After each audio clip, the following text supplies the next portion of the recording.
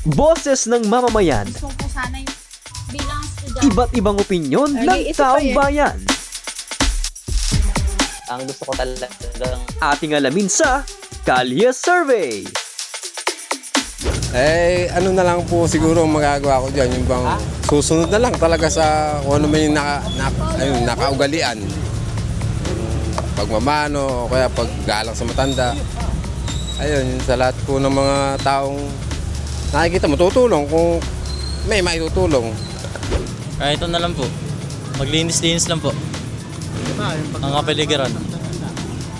Pagtulong po kahit ano. Kahit walang kapalit. Unang-una po, dapat aware tayo sa mga social issues, community issue sa bansa natin para in case na when the right time comes, we can be able to speak ourselves po and contribute as well po sa community. Kunyari po sa sa school, 'di ba? Pag Monday po, may flag ceremony. So 'yun po, sa simpleng pag-attend po doon. So mapapakita nyo na po doon yung pagiging makabayan nyo po. Nasa pamamagitan po ng paglinis ng kapaligiran, tsaka pagsunod po sa mga bawat patakaran sa barangay or kung saan man po lugar para po mapanatiling malinis yung kapaligiran po.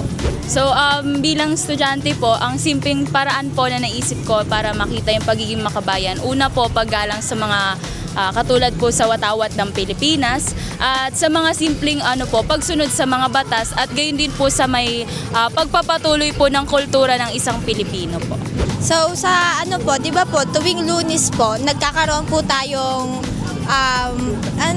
yung lupang hinirang po. So ayun po yung pagpapakita ng simpleng makabayan. Tapos yung pagtrato po ng po at opo, yung paggamit ng po at opo na words. Tapos po pagmano po, tuwing nakakakita po tayo ng matatanda.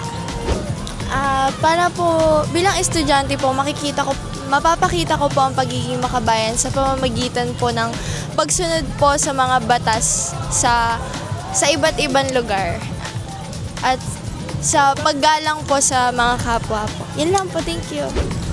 Sa pamamagitan po ng ating pagrespeto sa watawat, unang-una sa kapwa-tao, sa mga tradisyon na meron tayo, sa pagkilala na meron tayo, at saka bastang kilik po sa mga lokal kaysa po sa mga international, ganun po.